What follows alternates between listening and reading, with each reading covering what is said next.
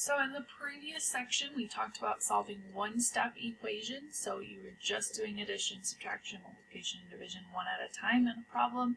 So this section is solving multi-step equations. So we have two things to do. We have either addition or subtraction, one of those, and then we also have one, either multiplication or division.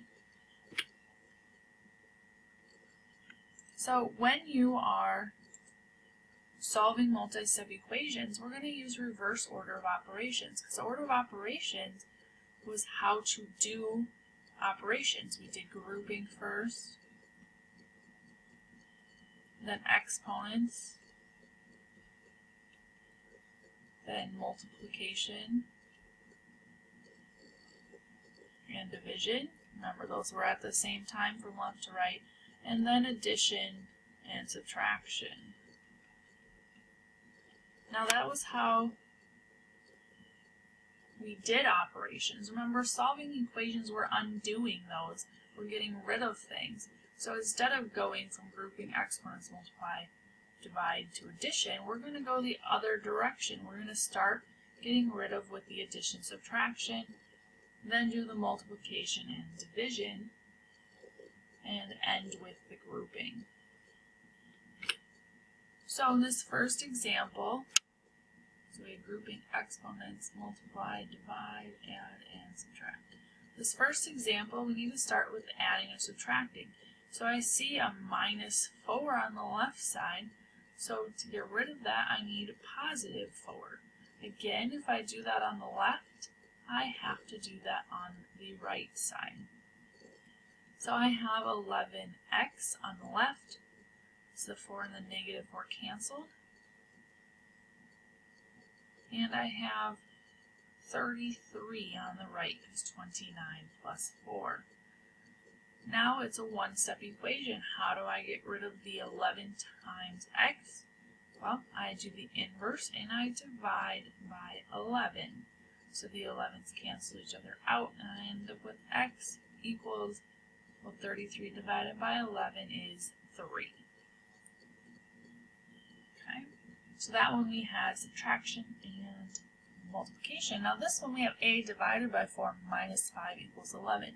So we're still going to start at the bottom of our operations, because we're undoing these operations. So to get rid of the minus 5, I need to add 5. But make sure you do that on both the left and the right side of your equation.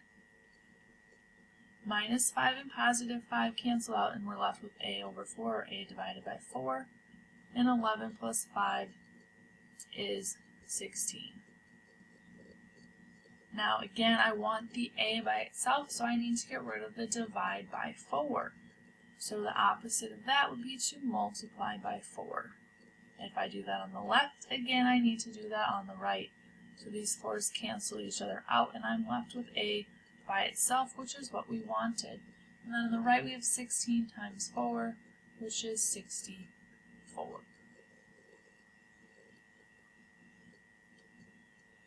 The next type of problem are multi-step with grouping.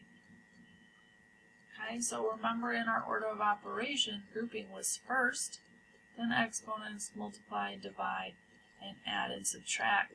So we're going the opposite direction. We're going to start with addition, subtraction. However, that's inside the grouping, which comes last.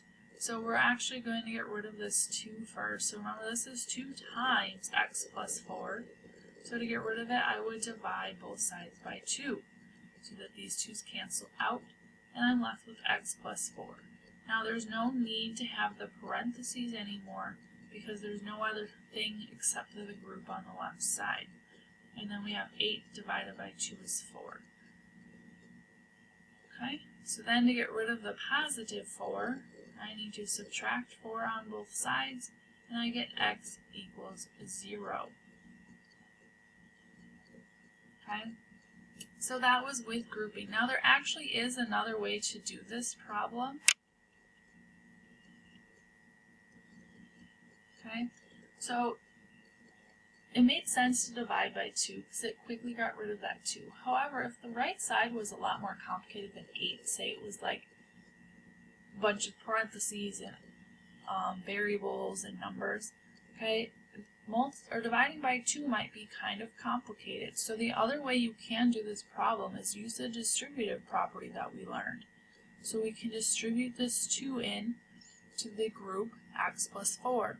So we have 2 times x, which is 2x, and 2 times 4, which is positive 8. Okay, and then we don't have any grouping to worry about, and we can solve from there. So to get rid of the positive 8, we subtract the 8 over, then we have 2x equals 0. Okay, and then to get rid of the times by 2, we divide by 2, and 0 divided by 2 is 0. So you could have done this problem either way. In this case, dividing by 2 was a little bit faster, but if the right side would have been more complicated, distribution first is sometimes the better way to go. Alright, the last example is grouping with a fraction bar. Remember, the fraction bar groups the numerator as one thing and the denominator as another. So there is no parentheses there, but those are implied that those are 2 different groups. So to get rid of the divide by -2, I need to do the inverse operation of multiplying by -2. If I do that on the left, then don't forget to do that on the right, so the -2's cancel each other out. And I end up with n plus 1 on the left equals -10 on the right. And then the last step is plus 1, so I need to get rid of it by subtracting 1, and I get n equals -11.